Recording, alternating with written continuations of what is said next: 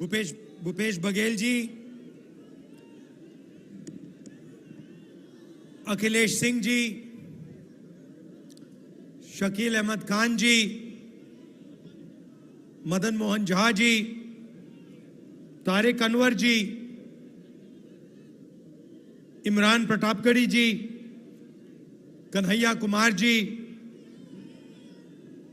मोहम्मद जावेद जी, अहमद अशफाक करीम जी,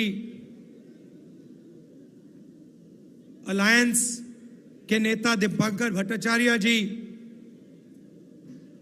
महबूब आलम जी, कुणाल जी, stage पे Congress party के सब वरिष्ठ नेता, भाइयों और बहनों, प्रेस के हमारे मित्रों, आप सबका यहां बहुत बहुत स्वागत, नमस्कार।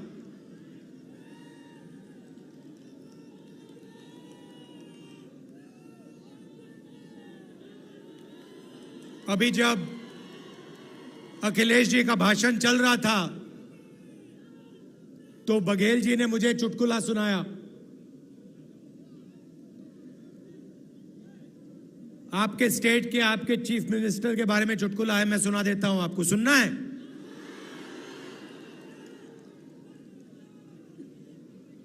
तो आपके चीफ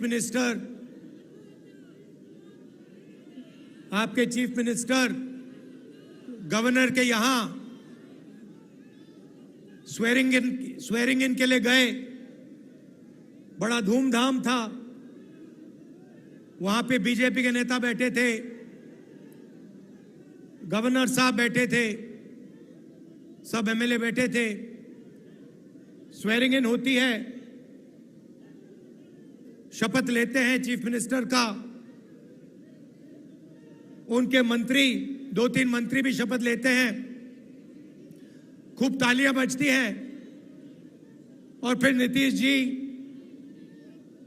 निकल जाते हैं, वापस सीएम हाउस की ओर चल जाते हैं। गाड़ी में पता लगता है कि वो अपना शॉल गवर्नर के घर में छोड़ आए, तो ड्राइवर से कहते हैं भैया चलो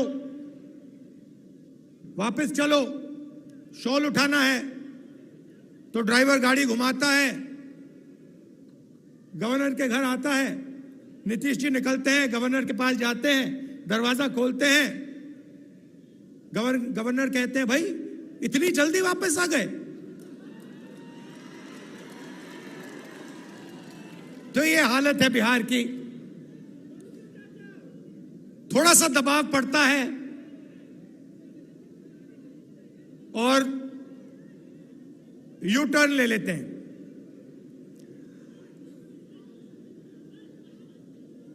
दबाव क्यों पड़ा?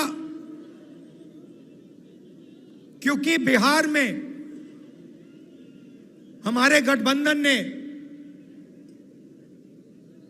एक बात जनता के सामने रखी है। इस यात्रा में हम 5 न्याय की बात कर रहे हैं, उनमें से एक न्याय, उसको आप सामाजिक न्याय कह दीजिए, उसको आप हिस्सेदारी कह दीजिए, उसको आप भागीदारी कह दीजिए, उसके बारे में हम काम कर रहे हैं। मैंने पहले भाषणों में कहा है कि इस देश में अलग अलग वर्ग के लोग हैं, पिछड़ी जात के लोग हैं, दलित हैं, आदिवासी हैं, माइनॉरिटी हैं, जनरल कास्ट के लोग हैं। हर समाज में कमजोर लोग हैं। ओबीसी समाज देश का सबसे बड़ा समाज है, मगर अगर मैं आज आपसे पूछूं कि इस देश में ओबीसी समाज की आबादी कितनी है, आप इस सवाल का जवाब नहीं दे सकते। दे सकते हैं? कोई नहीं जानता। और मैं सिर्फ एक बात आपके सामने रखना चाहता हूं। आप देश के किसी भी सेक्टर को देख लो, सरकार की बात करनी है तो मैंने पिछले भाषणों में कहा, जो देश की सरकार को चलाते हैं 90 अफसर हैं, आईएएस के अफसर हैं। 90 में से 3 ओबीसी वर्ग से आते हैं। और अगर 90 अफसर पूरे के पूरे बजट के बारे में निर्णय लेते हैं तो ये ओबीसी अफसर 100 रुपए में से 5 रुपए का निर्णय लेते हैं। तो सरकार में ना ओबीसी की, ना दलित की, ना आदिवासी की भागीदारी है। सरकार को छोड़िए, हिंदुस्तान की सबसे बड़ी 500 कंपनीज को देख लीजिए, उनकी लिस्ट निकालिए, उनके मालिकों के नाम पढ़िए। आपको उन नाम में से एक दलित, एक आदिवासी, एक पिछड़ा नहीं मिलेगा।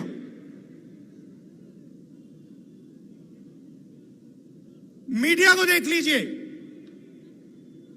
अखबारों को देख लीजिए, टीवी को देख लीजिए, एक मालिक ओबीसी वर्ग, दलित वर्ग, आदिवासी वर्ग का आपको नहीं मिलेगा। रिपोर्टर मिल जाएंगे, उनको भी कोने में बैठा रखा है, जो उनके दिल में वो बोल नहीं पा रहे हैं।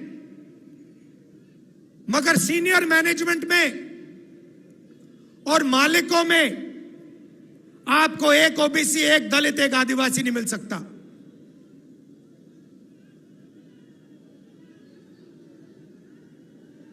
प्राइवेट एजुकेशन के सिस्टम को देख लीजिए, प्राइवेट कॉलेजेस, यूनिवर्सिटीज को देख लीजिए, प्राइवेट अस्पताल देख लीजिए, एक मालिक आपको ओबीसी, दलित, आदिवासी का नहीं मिलेगा। तो मैं सिर्फ यह सवाल पूछ रहा हूं कि अगर हम सामाजिक न्याय की बात कर रहे हैं तो यह तो स्पष्ट है कि हिंदुस्तान के किसी भी सेक्टर में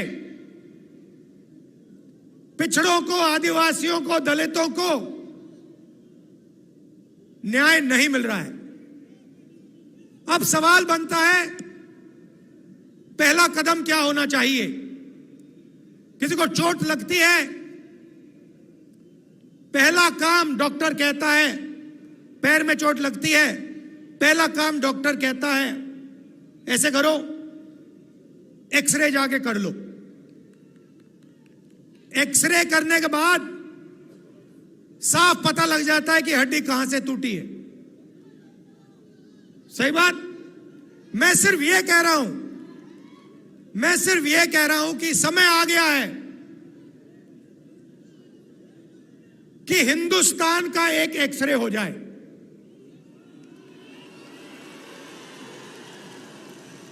एक एक्सरे हो जाए, उसके बाद एमआरआई भी हो सकता है, मगर पहले एक एक्सरे हो जाए कि इस देश में किसकी कितनी आबादी है, लोगों की गिनती हो जाए। जनरल कास्ट के इतने लोग हैं, उसमें से अमीर इतने हैं, ओबीसी जात के इतने लोग हैं, उसमें से अमीर इतने हैं, गरीब इतने हैं, किसान इतने हैं, मजदूर इतने हैं, भूखे इतने हैं, आदिवासी के इतने लोग हैं, इसमें आदिवासियों में अलग अलग ट्राइब्स के इतने इतने लोग हैं, दलित इतने हैं, इसमें दलितों में ये अलग अलग लोग हैं, ये भूखे मर रहे हैं। ये मजदूरी कर रहे हैं, ये सड़क बना रहे हैं। बस मैं यही कह रहा हूं, सामाजिक न्याय का यही मतलब है, और सामाजिक न्याय का पहला कदम देश का एक्सरे करना है। अब बात समझिए, नीतीश जी कहां फंसे, मैं आपको बताता हूं। मैंने नीतीश जी से साफ कह दिया कि देखिए, आपको जाति जनगणना बिहार में करनी पड़ेगी, हम आपको छूट नहीं देंगे। और आरजेडी ने, हमने यह काम नीतीश जी पर दबाव डाल के किया। अब क्या हुआ, अब दूसरे साइड से प्रेशर आया। बीजेपी नहीं चाहती कि इस देश का एक्सरे हो, डरते हैं एक्सरे से। दूध का दूध, पानी का पानी हो जाएगा, पता लग जाएगा कि कितने ओबीसी हैं, कितने दलित हैं, कितने आदिवासी हैं। बीजेपी ये नहीं चाहती। बीजेपी चाहती है कि आपका इधर ध्यान जाए, उधर ध्यान जाए, आगे पीछे ध्यान जाता जाए, मगर सामाजिक न्याय पे गलती से भी आपका ध्यान ना चला जाए। नीतीश जी बीच में फंस गए और बीजेपी ने उन्हें रास्ता, निकलने का रास्ता दे दिया, और नीतीश जी उस रास्ते पे निकल गए। सामाजिक न्याय देने की जिम्मेदारी बिहार में हमारे गठबंधन की है। नीतीश जी की यहां कोई जरूरत नहीं है, यहां पे हम अपना काम कर लेंगे मिलके। हमारा गठबंधन यहां पे जो करना है कर देगा। यह हुई बात सामाजिक न्याय की। अब मैं आपको आर्थिक न्याय की बात करना चाहता हूं। आपने मुझे अभी वो माला दिया, मखाने वाला माला, उसको लाइए यहां जरा। कहां है वो?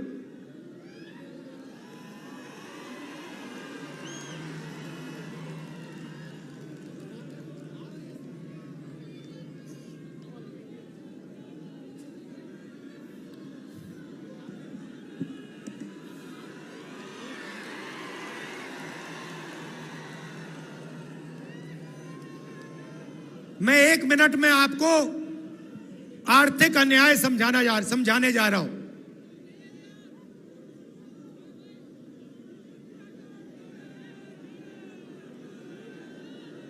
ये बिहार के मखाने इतने मजेदार है, ये खा गए होंगे उनको।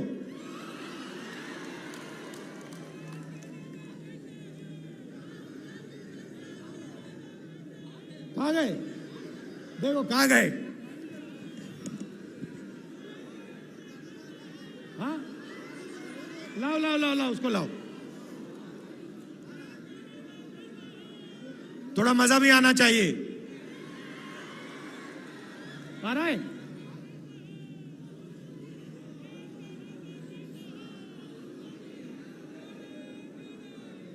ये आ गया।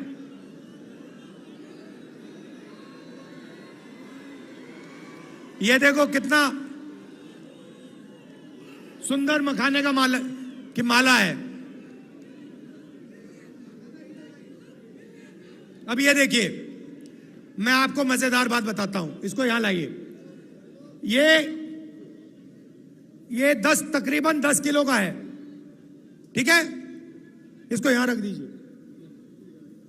ये बिहार के गरीब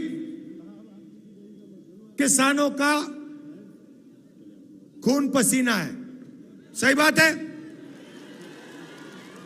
ये बिहार के गरीब लोगों ने अपना खून पसीना देकर, घंटों पानी में बैठकर ये हमें दिया है। 10 किलो का है ये।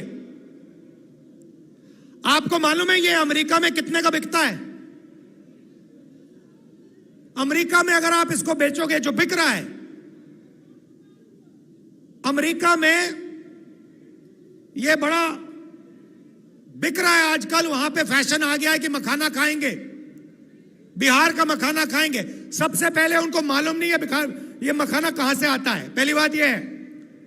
मगर मेरा सवाल आपसे, ये 10 किलो की जो माला है, ये अमेरिका में कितने रुपए के लिए बिकेगी? चुप हो गए? मैंने नेट पे देखा, अभी देखा, ये माला 15,000 रुपए के लिए अमेरिका में बिकेगी। 15,000 रुपए 10 किलो के लिए। अब मुझे बताओ, इसमें से 15,000 रुपए में से बिहार के किसान को कितना रुपया मिल रहा है? बिहार का किसान 250 रुपए किलो के बेच रहा है, मतलब 2,500 रुपए 10 किलो के लिए। ये 15,000 रुपए, गलती की मैंने, ये 15,000 रुपए 1 किलो का, मतलब ये माला अमेरिका में 1,50,000 रुपए के लिए जाएगा। गलती कर दी, सॉरी। 1,50,000 लाख रुपए के लिए ये अमेरिका में बिकता है, और यहां पे हमारे किसान को 250 रुपए प्रति किलो, 2,500 रुपए 10 किलो के लिए। मैं आपसे पूछना चाहता हूं, ये पैसा जा कहां रहा है? ये जा कहां रहा है? किसके हाथ में जा रहा है? ये किसान के हाथ में तो नहीं जा रहा ना। तो ये देखिए, इसको कहते हैं आर्थिक अन्याय, और ये हर चीज में हो रहा है। जो मैकेनिक गाड़ी बनाता है, जिसने इस माइक्रोफोन को आज सुबह ठीक किया, मोबाइल फोन को जो ठीक करता है, जूते बनाता है, टी शर्ट बनाता है, जो भी हाथ से काम करता है, उसके साथ हिंदुस्तान में भयंकर अन्याय हो रहा है। इसके बारे में कोई बोल नहीं रहा। मैंने आपको बोला कि 10 किलो की माला अमेरिका में 1,50,000 रुपए के लिए बिक रही है। आप हैरान हो गए।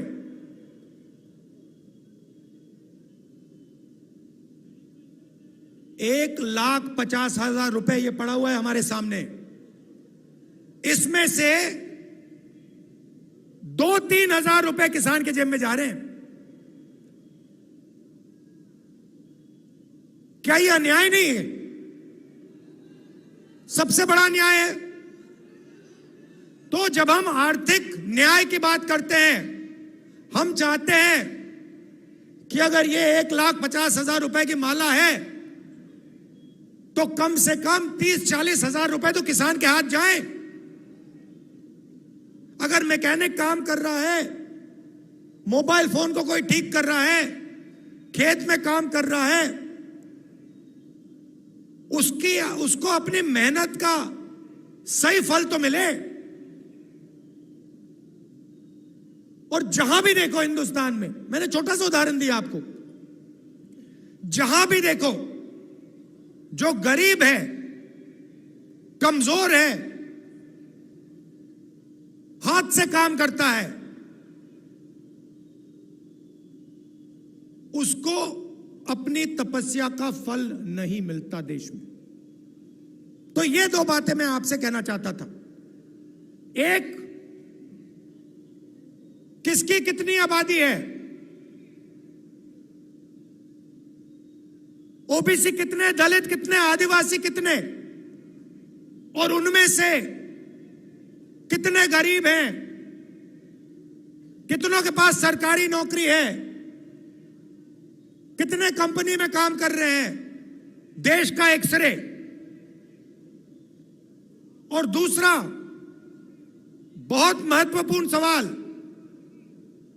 1.5 लाख रुपए की माला में से हमारे किसान को 2,500-3,000 रुपए क्यों मिल रहे हैं, ज्यादा क्यों नहीं मिल रहा है? यही दो सवाल हैं हिंदुस्तान के सामने। बाकी सब आपके ध्यान को इधर उधर करने की बात है। अब आप कहोगे इसमें बिहार का क्या रोल है, बिहार को क्या करना है?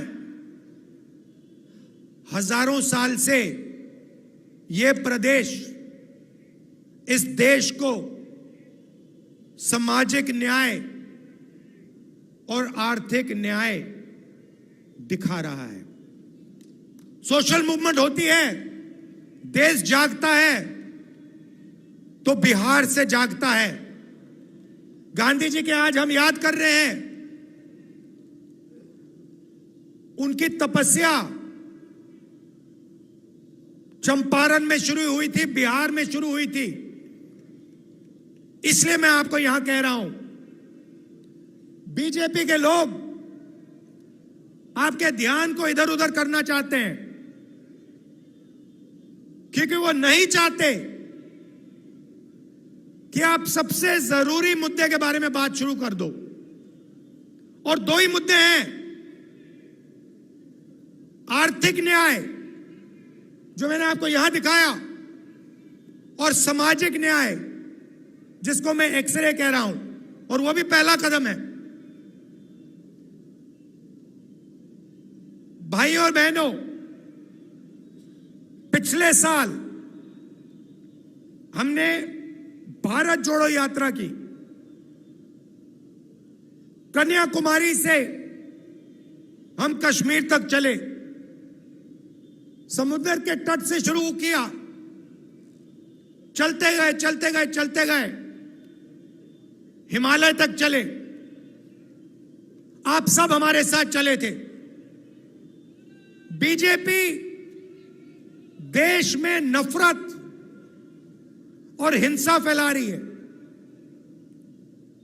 इनका लक्ष्य यही है कि आप हिंसा में, नफरत में उलझे रहो, एक भाई दूसरे से लड़े, और आप आर्थिक और सामाजिक न्याय की बात मत करो। और भारत जोड़ो यात्रा ने देश में एक नया रास्ता दिखाया। यात्रा में बिहार के लोग हमारे साथ चले, बंगाल के लोग चले, और आपने हमें कहा, देखिए आप कन्याकुमारी से कश्मीर जा रहे हो, बिहार, बंगाल, उत्तर प्रदेश,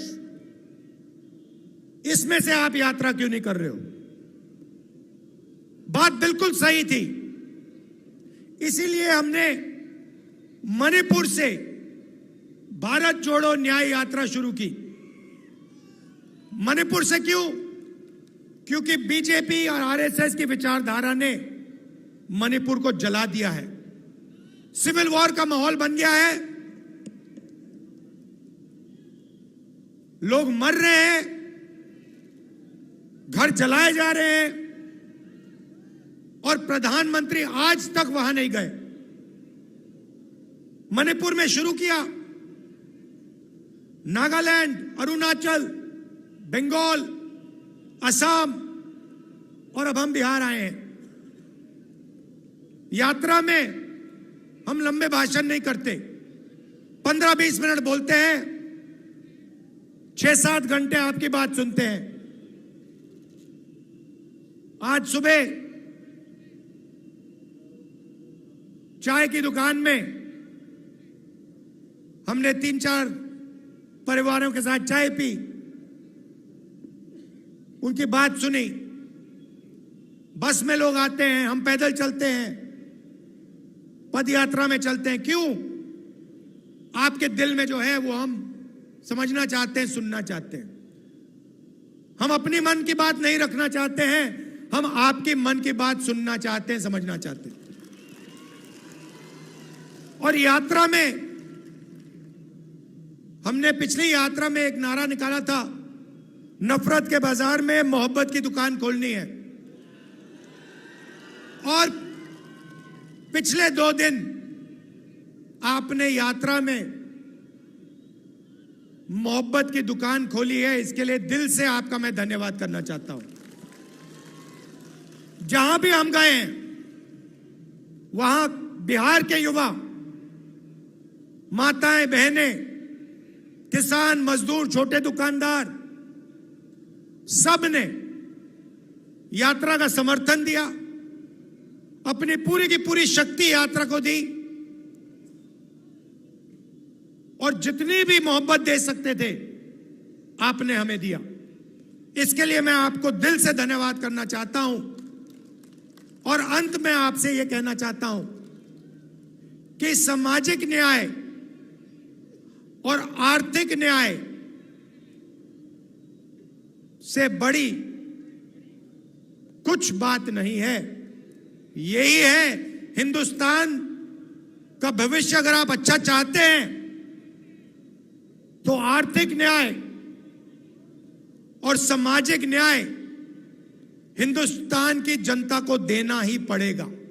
आप सबका दिल से धन्यवाद। नमस्कार, जय हिंद।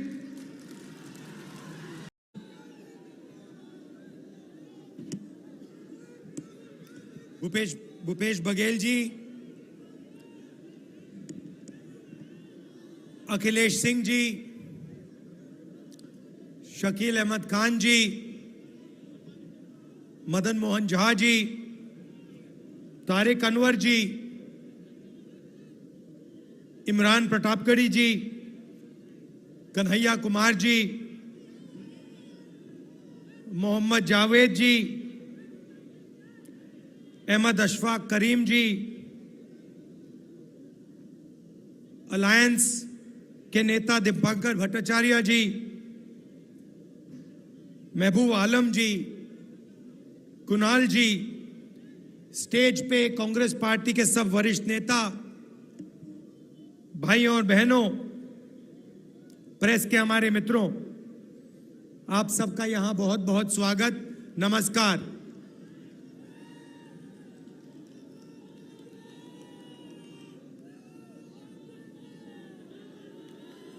अभी जब अखिलेश जी का भाषण चल रहा था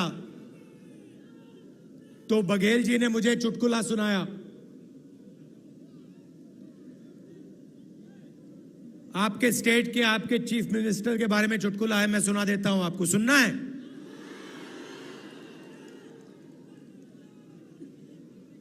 तो आपके चीफ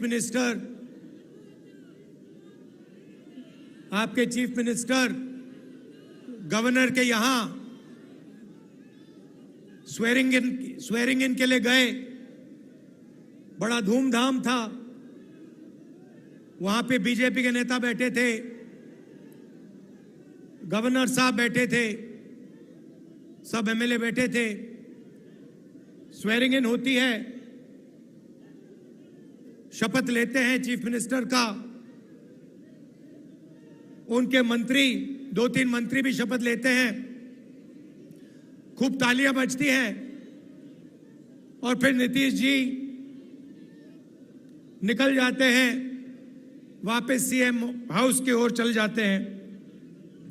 गाड़ी में पता लगता है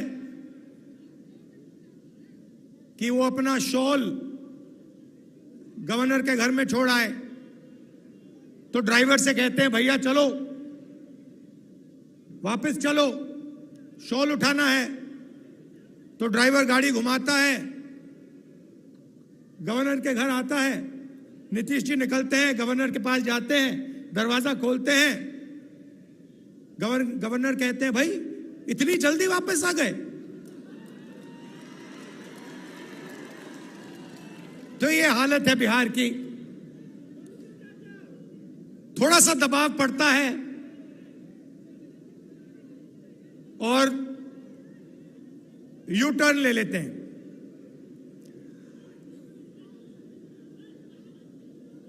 दबाव क्यों पड़ा? क्योंकि बिहार में हमारे गठबंधन ने एक बात जनता के सामने रखी है। इस यात्रा में हम 5 न्याय की बात कर रहे हैं। उनमें से एक न्याय, उसको आप सामाजिक न्याय कह दीजिए, उसको आप हिस्सेदारी कह दीजिए, उसको आप भागीदारी कह दीजिए, उसके बारे में हम काम कर रहे हैं। मैंने पहले भाषणों में कहा है कि इस देश में अलग अलग वर्ग के लोग हैं, पिछड़ी जात के लोग हैं, दलित हैं, आदिवासी हैं, माइनॉरिटी हैं, जनरल कास्ट के लोग हैं। हर समाज में कमजोर लोग हैं। ओबीसी समाज देश का सबसे बड़ा समाज है, मगर अगर मैं आज आपसे पूछूं कि इस देश में ओबीसी समाज की आबादी कितनी है, आप इस सवाल का जवाब नहीं दे सकते। दे सकते हैं? कोई नहीं जानता। और मैं सिर्फ एक बात आपके सामने रखना चाहता हूं। आप देश के किसी भी सेक्टर को देख लो, सरकार की बात करनी है तो मैंने पिछले भाषणों में कहा, जो देश की सरकार को चलाते हैं 90 अफसर हैं, आईएएस के अफसर हैं, 90 में से 3 ओबीसी वर्ग से आते हैं। और अगर 90 अफसर पूरे के पूरे बजट के बारे में निर्णय लेते हैं तो ये ओबीसी अफसर 100 रुपए में से 5 रुपए का निर्णय लेते हैं। तो सरकार में ना ओबीसी की, ना दलित की, ना आदिवासी की भागीदारी है। सरकार को छोड़िए, हिंदुस्तान की सबसे बड़ी 500 कंपनीज को देख लीजिए, उनकी लिस्ट निकालिए, उनके मालिकों के नाम पढ़िए, आपको उन नाम में से एक दलित, एक आदिवासी, एक पिछड़ा नहीं मिलेगा।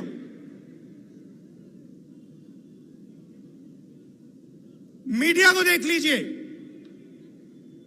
अखबारों को देख लीजिए, टीवी को देख लीजिए, एक मालिक ओबीसी वर्ग, दलित वर्ग, आदिवासी वर्ग का आपको नहीं मिलेगा। रिपोर्टर मिल जाएंगे,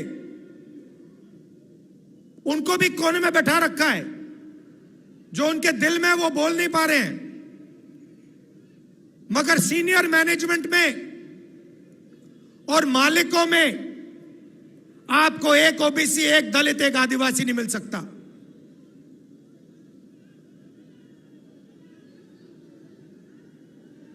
प्राइवेट एजुकेशन के सिस्टम को देख लीजिए, प्राइवेट कॉलेजेस, यूनिवर्सिटीज को देख लीजिए, प्राइवेट अस्पताल देख लीजिए, एक मालिक आपको ओबीसी, दलित, आदिवासी का नहीं मिलेगा। तो मैं सिर्फ यह सवाल पूछ रहा हूं कि अगर हम सामाजिक न्याय की बात कर रहे हैं तो यह तो स्पष्ट है कि हिंदुस्तान के किसी भी सेक्टर में पिछड़ों को, आदिवासियों को, दलितों को न्याय नहीं मिल रहा है। अब सवाल बनता है, पहला कदम क्या होना चाहिए? किसी को चोट लगती है, पहला काम डॉक्टर कहता है, पैर में चोट लगती है, पहला काम डॉक्टर कहता है ऐसे करो, एक्सरे जाके कर लो। एक्सरे करने के बाद साफ पता लग जाता है कि हड्डी कहां से टूटी है। सही बात। मैं सिर्फ यह कह रहा हूं कि समय आ गया है कि हिंदुस्तान का एक एक्सरे हो जाए।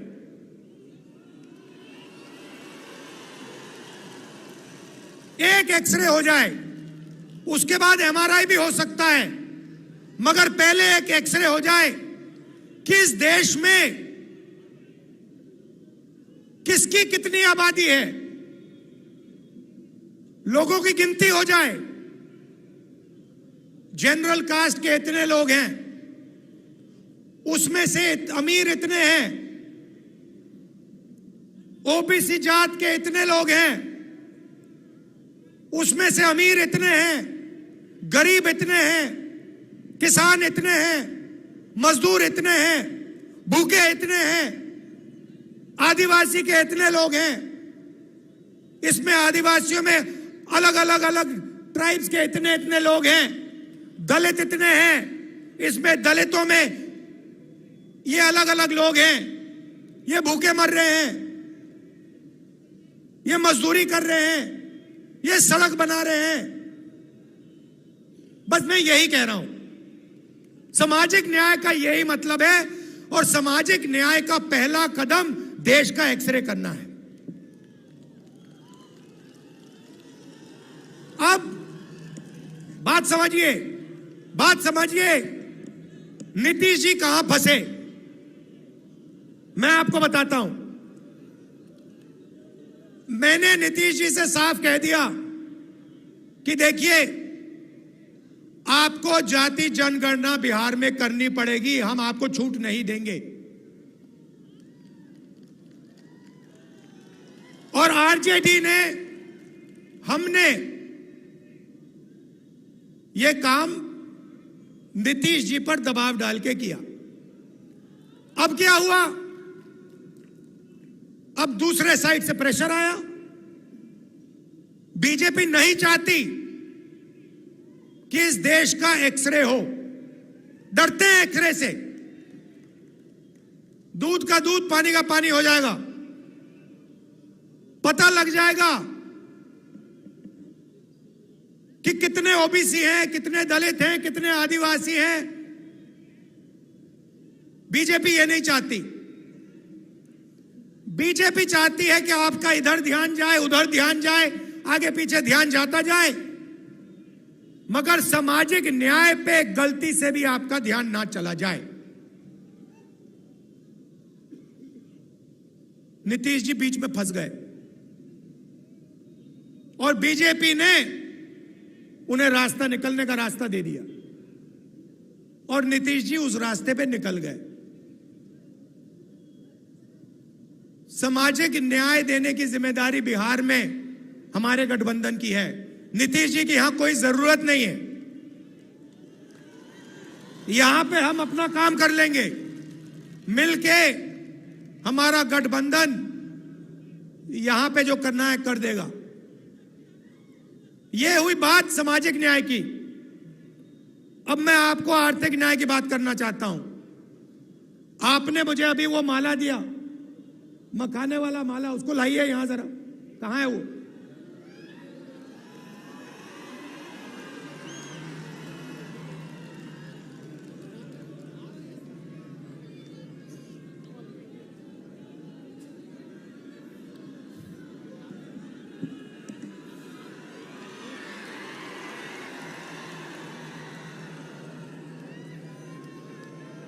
मैं 1 मिनट में आपको आर्थिक अन्याय समझाने जा रहा हूं।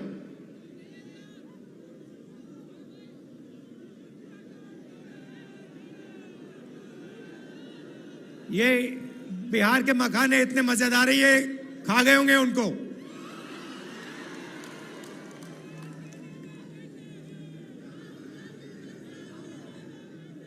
खा गए, देखो खा गए। हाँ, लाओ लाओ लाओ लाओ, उसको लाओ। थोड़ा मजा भी आना चाहिए। आ रहा है?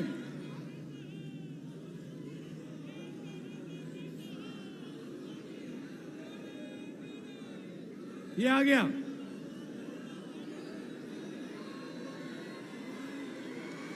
ये देखो कितना सुंदर मखाने का माला की माला है। अब ये देखिए, मैं आपको मजेदार बात बताता हूं, इसको यहां लाइए।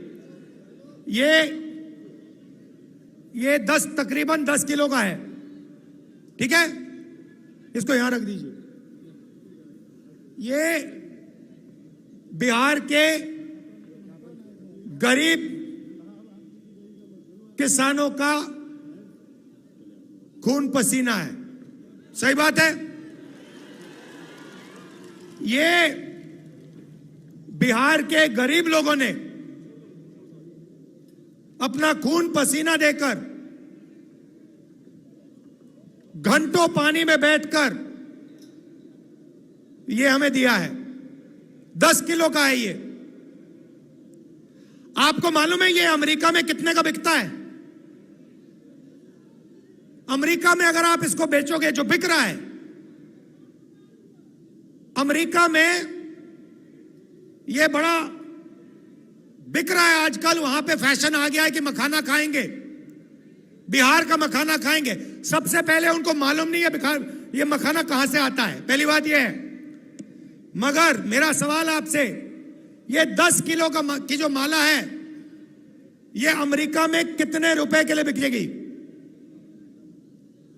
चुप हो गए? मैंने नेट पे देखा, अभी देखा, ये माला 15,000 रुपए के लिए अमेरिका में बिकेगी। 15,000 रुपए 10 किलो के लिए। अब मुझे बताओ, इसमें से 15,000 रुपए में से बिहार के किसान को कितना रुपया मिल रहा है? बिहार का किसान 250 रुपए किलो के बेच रहा है, मतलब 2,500 रुपए 10 किलो के लिए। ये 15,000 रुपए, गलती की मैंने, ये 15,000 रुपए 1 किलो का, मतलब ये माला अमेरिका में 1,50,000 रुपए के लिए जाएगा। गलती कर दी, सॉरी। 1,50,000 लाख रुपए के लिए ये अमेरिका में बिकता है, और यहां पे हमारे किसान को 250 रुपए प्रति किलो, 2,500 रुपए 10 किलो के लिए। मैं आपसे पूछना चाहता हूं, ये पैसा जा कहां रहा है? ये जा कहां रहा है? किसके हाथ में जा रहा है? ये किसान के हाथ में तो नहीं जा रहा ना। तो ये देखिए, इसको कहते हैं आर्थिक अन्याय, और ये हर चीज में हो रहा है। जो मैकेनिक गाड़ी बनाता है, जिसने इस माइक्रोफोन को आज सुबह ठीक किया, मोबाइल फोन को जो ठीक करता है, जूते बनाता है, टी शर्ट बनाता है, जो भी हाथ से काम करता है, उसके साथ हिंदुस्तान में भयंकर अन्याय हो रहा है। इसके बारे में कोई बोल नहीं रहा। मैंने आपको बोला कि 10 किलो की माला अमेरिका में 1,50,000 रुपए के लिए बिक रही है। आप हैरान हो गए।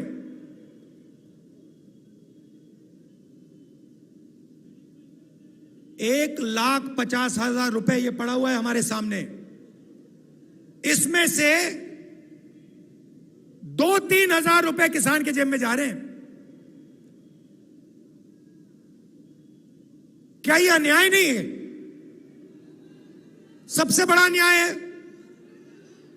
तो जब हम आर्थिक न्याय की बात करते हैं, हम चाहते हैं कि अगर ये 1,50,000 रुपए की माला है, तो कम से कम 30-40 हजार रुपए तो किसान के हाथ जाएं। अगर मैकेनिक काम कर रहा है, मोबाइल फोन को कोई ठीक कर रहा है, खेत में काम कर रहा है, उसको अपनी मेहनत का सही फल तो मिले। और जहां भी देखो हिंदुस्तान में, मैंने छोटा सा उदाहरण दिया आपको, जहां भी देखो जो गरीब है, कमजोर है, हाथ से काम करता है, उसको अपनी तपस्या का फल नहीं मिलता देश में। तो ये दो बातें मैं आपसे कहना चाहता था। एक, किसकी कितनी आबादी है, ओबीसी कितने, दलित कितने, आदिवासी कितने, और उनमें से कितने गरीब हैं, कितनों के पास सरकारी नौकरी है, कितने कंपनी में काम कर रहे हैं, देश का एक्सरे। और दूसरा बहुत महत्वपूर्ण सवाल, 1.5 लाख रुपए की माला में से हमारे किसान को 2,500-3,000 रुपए क्यों मिल रहे हैं, ज्यादा क्यों नहीं मिल रहा है? यही दो सवाल हैं हिंदुस्तान के सामने। बाकी सब आपके ध्यान को इधर उधर करने की बात है। अब आप कहोगे इसमें बिहार का क्या रोल है, बिहार को क्या करना है? हजारों साल से यह प्रदेश इस देश को सामाजिक न्याय और आर्थिक न्याय दिखा रहा है। सोशल मूवमेंट होती है, देश जागता है तो बिहार से जागता है। गांधी जी के आज हम याद कर रहे हैं, उनकी तपस्या चंपारण में शुरू हुई थी, बिहार में शुरू हुई थी। इसलिए मैं आपको यहां कह रहा हूं, बीजेपी के लोग आपके ध्यान को इधर उधर करना चाहते हैं, क्योंकि वो नहीं चाहते कि आप सबसे जरूरी मुद्दे के बारे में बात शुरू कर दो। और दो ही मुद्दे हैं, आर्थिक न्याय जो मैंने आपको यहां दिखाया, और सामाजिक न्याय जिसको मैं एक्सरे कह रहा हूं, और वो भी पहला कदम है। भाइयों और बहनों, पिछले साल हमने भारत जोड़ो यात्रा की। कन्याकुमारी से हम कश्मीर तक चले, समुद्र के तट से शुरू किया, चलते गए चलते गए चलते गए हिमालय तक चले। आप सब हमारे साथ चले थे। बीजेपी देश में नफरत और हिंसा फैला रही है। इनका लक्ष्य यही है कि आप हिंसा में, नफरत में उलझे रहो, एक भाई दूसरे से लड़े, और आप आर्थिक और सामाजिक न्याय की बात मत करो। और भारत जोड़ो यात्रा ने देश में एक नया रास्ता दिखाया। यात्रा में बिहार के लोग हमारे साथ चले, बंगाल के लोग चले, और आपने हमें कहा, देखिए आप कन्याकुमारी से कश्मीर जा रहे हो, बिहार, बंगाल, उत्तर प्रदेश, इसमें से आप यात्रा क्यों नहीं कर रहे हो? बात बिल्कुल सही थी। इसीलिए हमने मणिपुर से भारत जोड़ो न्याय यात्रा शुरू की। मणिपुर से क्यों? क्योंकि बीजेपी और आरएसएस की विचारधारा ने मणिपुर को जला दिया है। सिविल वॉर का माहौल बन गया है,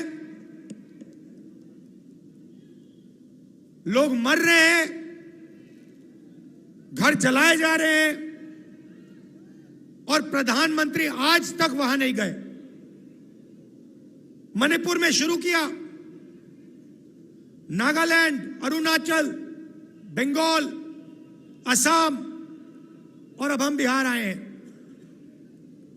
यात्रा में हम लंबे भाषण नहीं करते, 15-20 मिनट बोलते हैं, 6-7 घंटे आपकी बात सुनते हैं।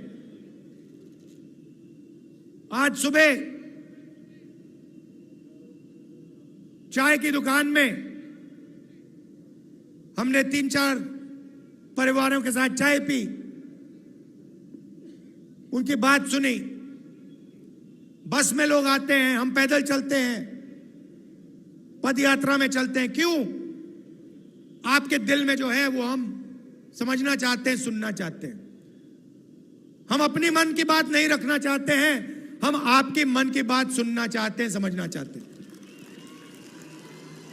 और यात्रा में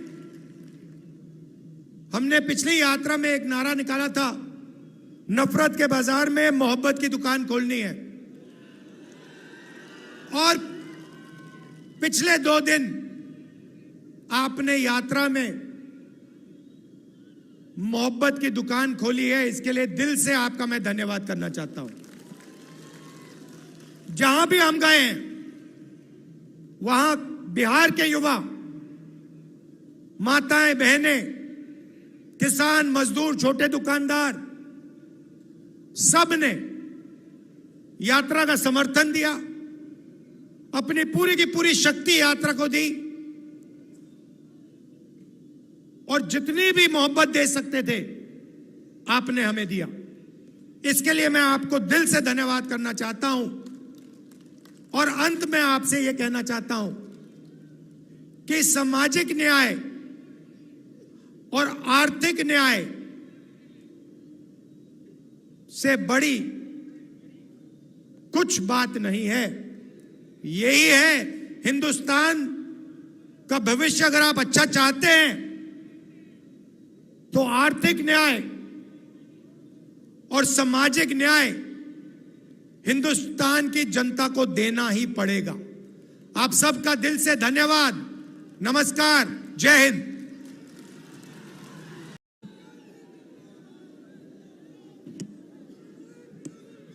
भूपेश